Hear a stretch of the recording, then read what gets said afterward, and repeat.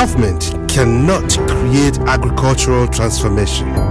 It can only enable it by making more room for businesses to intervene, by putting the right policies and regulations in place, by creating strong institutions, and by building sufficient infrastructure. Nigeria, a country richly blessed in human and natural resources, but one which has continued to operate a rent and import-dependent economy. The folly of Nigeria's long neglect of our endowment in agriculture and other natural resources is now made obvious in the overdependence on foreign countries for staples and the consequent mounting food import bill.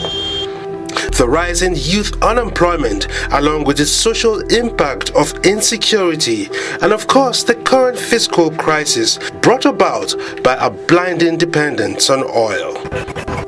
As the current economic crisis aroused the country from its oil-induced slumber to the realization of the place of agriculture in national development, we on Farmers Market have resolved to sound the gong until agriculture takes its rightful place. Farmers Market promotes Nigeria's agricultural prowess, celebrates successes, identifies the challenges besetting the sector, and advocates policies and programs that will help grow Nigeria's agro-economy.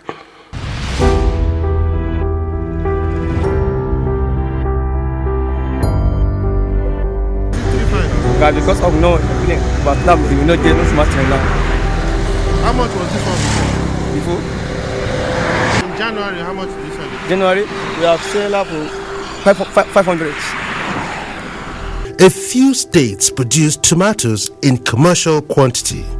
They are Jigawa, Katsina, Zamfara, Sokoto, Kaduna, Bauchi, Gombe, Taraba, Kano, and Plateau states.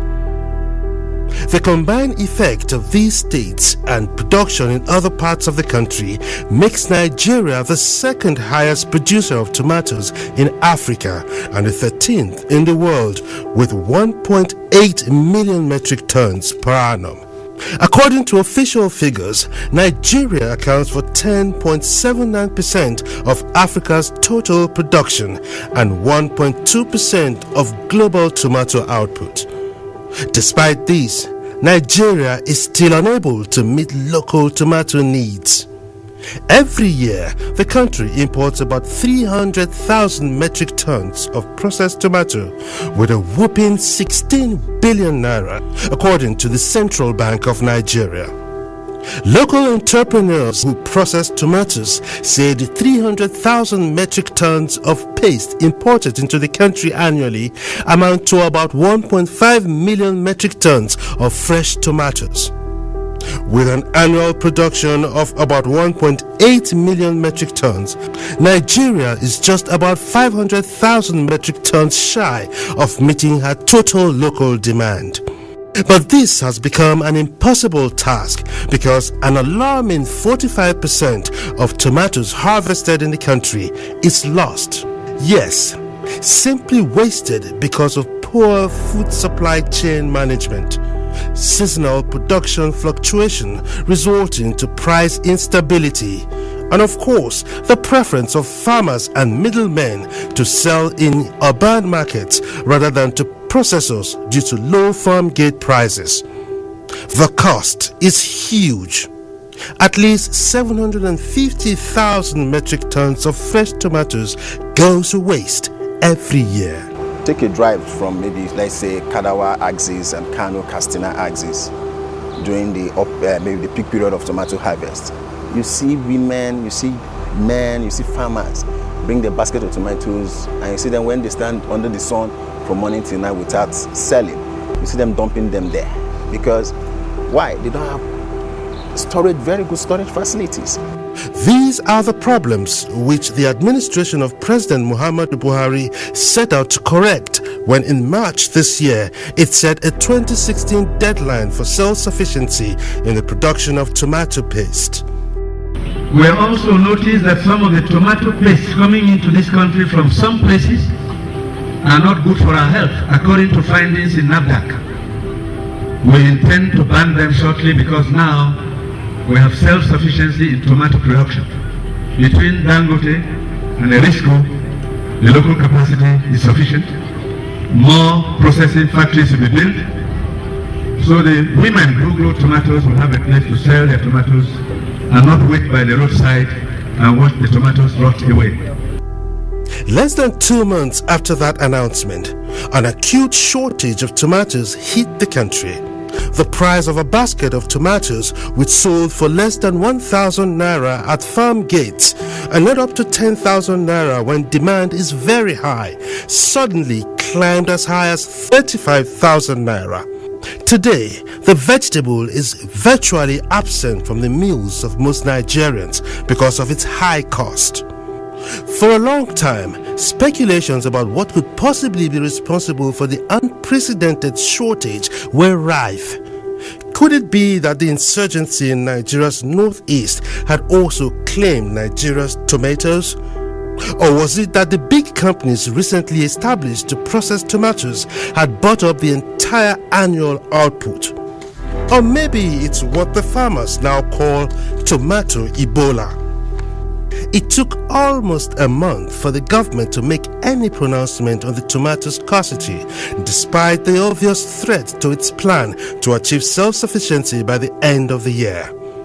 It turned out that the local farmers had rightly named the culprit tomato Ebola. This is because the culprit is leaf miner or tuta absoluta, the most destructive tomato pest which absolutely wipes off thousands of hectares of tomatoes in a matter of hours, causing huge and devastating losses to farmers. It is a very, very powerful infestation, and if not dealt with, could actually make it impossible for us to grow tomatoes in this country. Tuta absoluta is not a new threat to the production of tomatoes. In fact, it was first discovered as far back as 1912. It is also not new in Nigeria. It first made its foray into the country in 2015. Its arrival was obviously missed, maybe because it was not as devastating as it is now, or because the country was too engrossed in its democratic transition to notice. The pest was found as far back as 1912 in South America. And it ravaged many tomato farms, and then got to Europe, the Middle East, Asia, and Africa, and came into Nigeria from Niger Republic. Varieties of highly nutritious rice in Abakaliki, Ofada, Kano, yet Nigeria wastes billions on rice importation. Cocoa in the southwest, and yet top dollar is spent on imported chocolate and beverages. Fruits rot in Benue, Nasarawa, Kogi, yet imported juice line the shops. 82 million hectares of rich arable land, yet no jobs, and food insecurity threatens. Our real wealth is in farming, livestock, hatcheries, fisheries, horticulture, and forestry. It's time to act different. Time to bring Nigerian farmers to the market. Farmers Market, growing Nigeria's agro-economy. Showing every Tuesday at 5:30 p.m. on AIT. Kaduna State is one of the 5 major producers of tomatoes affected in northern Nigeria by tuta absoluta. Others are Jigawa, Katsina, Kano, and Plateau states. On Tuesday, May 23, 2016, the Kaduna State government declared tomato emergency after the deadly moat destroyed swaths of tomato fields, cutting the state's production by over 80%. This prompted Farmers Market to undertake a tour of tomato clusters in 3 local government areas of the state in search of fresh tomatoes or tomato farms. Our tour of Kudan, Makarfi, and Ikara local government areas were revealing. The situation is much worse than many Nigerians think. Hunkui is the headquarters of Kudan local government area and the headquarters of tomatoes in the area. This is the time of the year when Hunkui is supposed to come alive with hundreds of trucks loading tomatoes to other parts of the country and even beyond. But it is deserted and the farmers are bemoaning their economic loss. Malam Musa is one of them. He has grown tomatoes for at least 35 years and even passed the trade to his son, Sani. In late February, they, like all the other farmers in this cluster, planted tomatoes, but the leaf miner ravaged their farms. I planted tomato this season, but it was a wasted effort. It is the wish of Allah.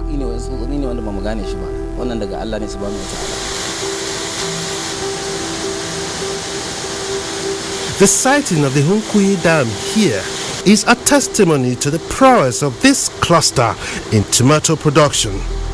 The dam still irrigates the hundreds of hectares of farmlands here, but the farms are bare. Tomatoes, the prized produce of the cluster, gone. There's no house in this territory that doesn't grow tomato. So that would mean that a lot of people depend on tomato. People, yes, I'm telling you. You know, people are not suffering. That's why, because last season's tomato didn't yield. So that's why we are getting hard. Hard in living. But before, you see so many cars here floating about, going up and down. Merrily going up and down, but now everyone looks gloomy.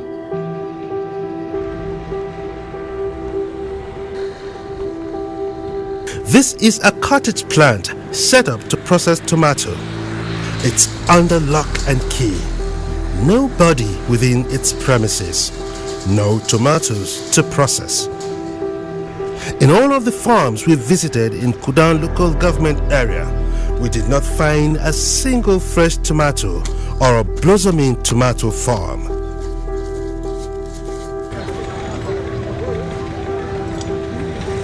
This is the main market in Makarfi, the headquarters of Makarfi local government area.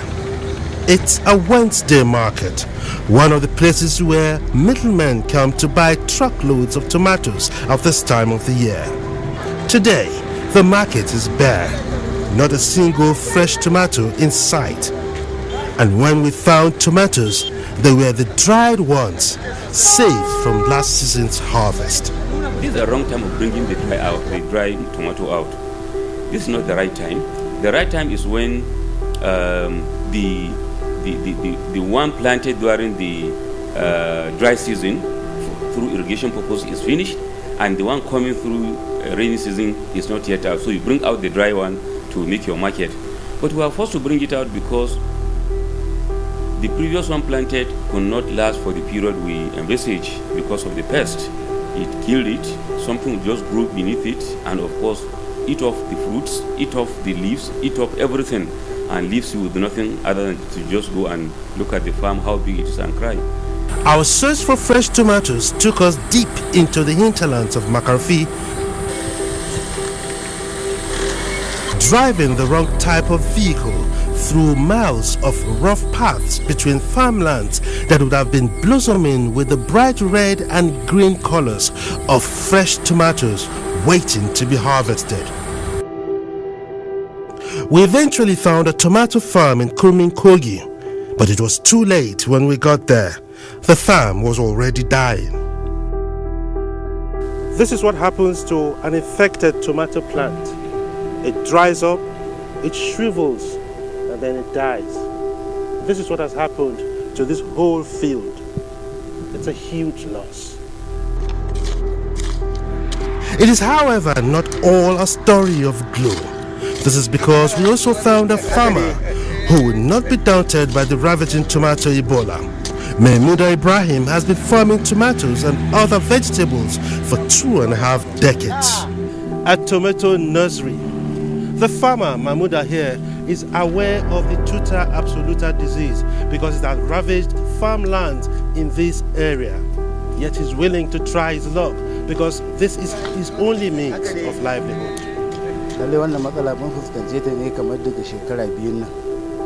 We started experiencing this thing in the last 2 years. Sometimes we plant, it starts growing, and then disease strikes, taking everything with it.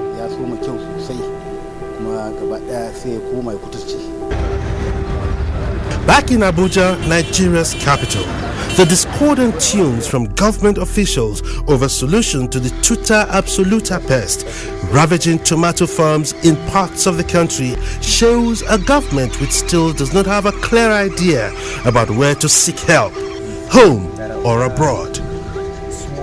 Unfortunately, ordinary pesticides cannot deal with this tuta absoluta because the moth has a way of multiplying so fast, almost 10-12 times a year, producing 250 offspring per cycle, and it has built resistance against the normal run of pesticides.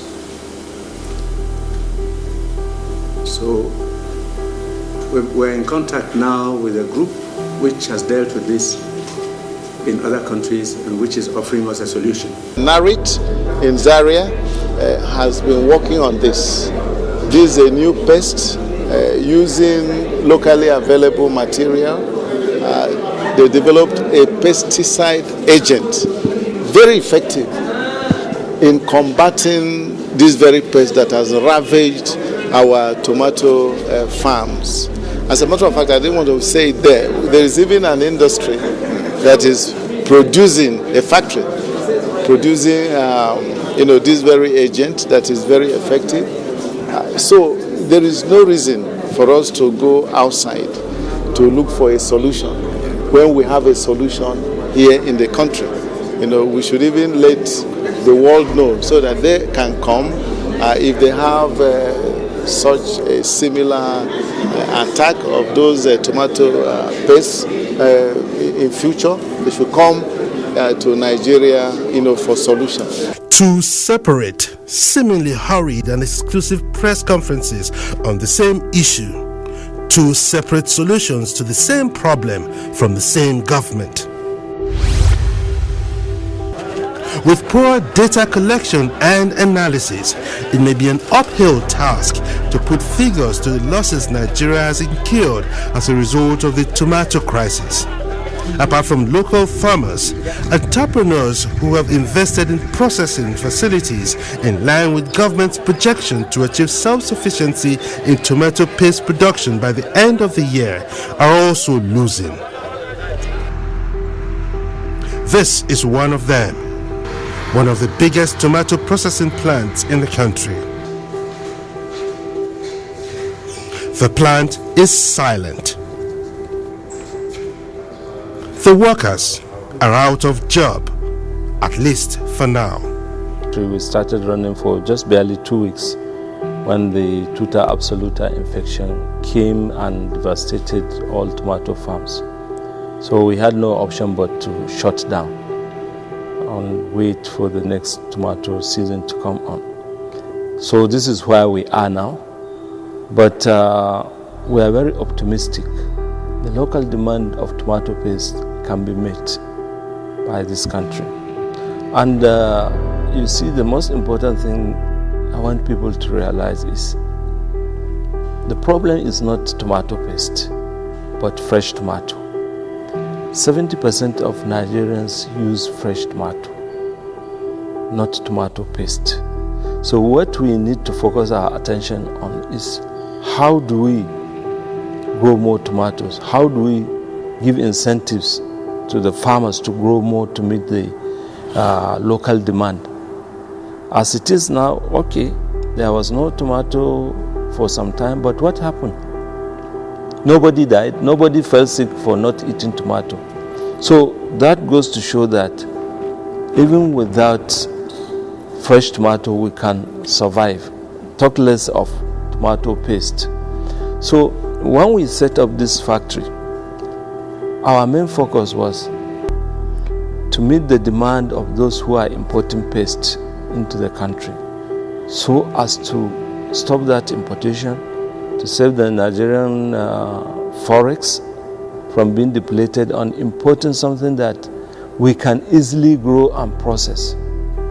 Apart from the ongoing tomato crisis, there is another obstacle in the way of achieving self-sufficiency in tomato paste production as projected, and that is government's delay in putting a stop to the unbridled importation of tomato paste into the country, a venture which costs Nigeria a whopping 16 billion naira annually.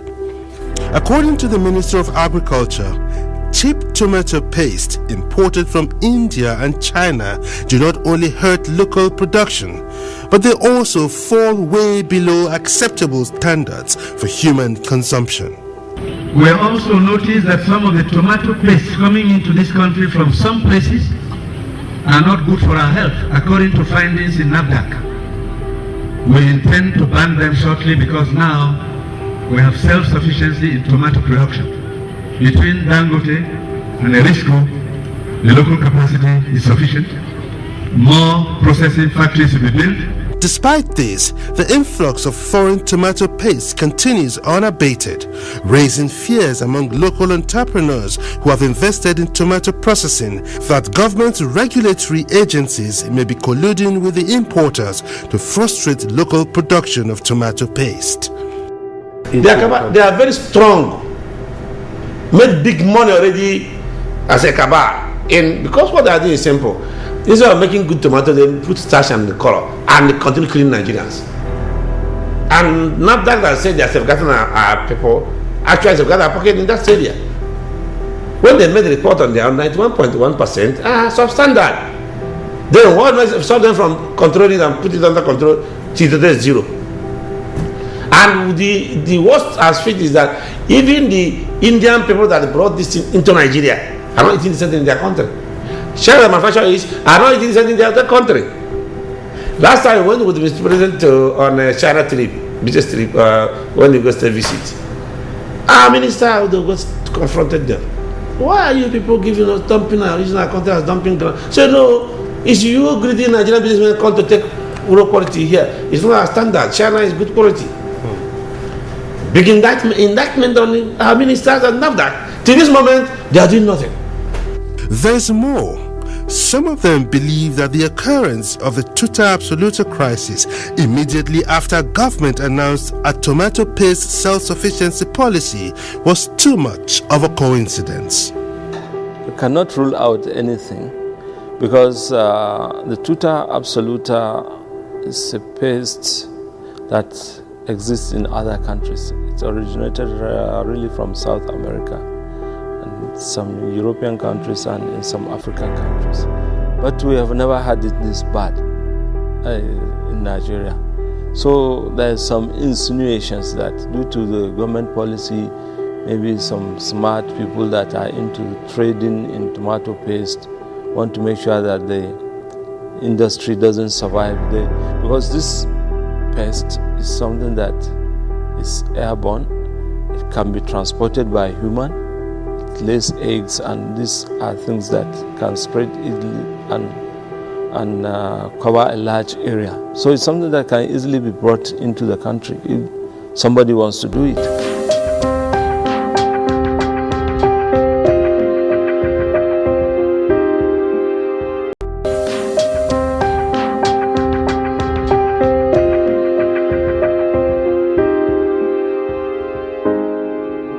You can see this program again whenever you want to. Just visit our website www.farmersmarketng.com. For feedback and sponsorship considerations, please contact us on 0809 566 0090. Email us on info@farmersmarketng.com. Follow us on Twitter @farmersmarketng. And like our Facebook page. It's facebook.com/farmersmarketng. Farmers Market returns same time, same station next week. Thanks for watching.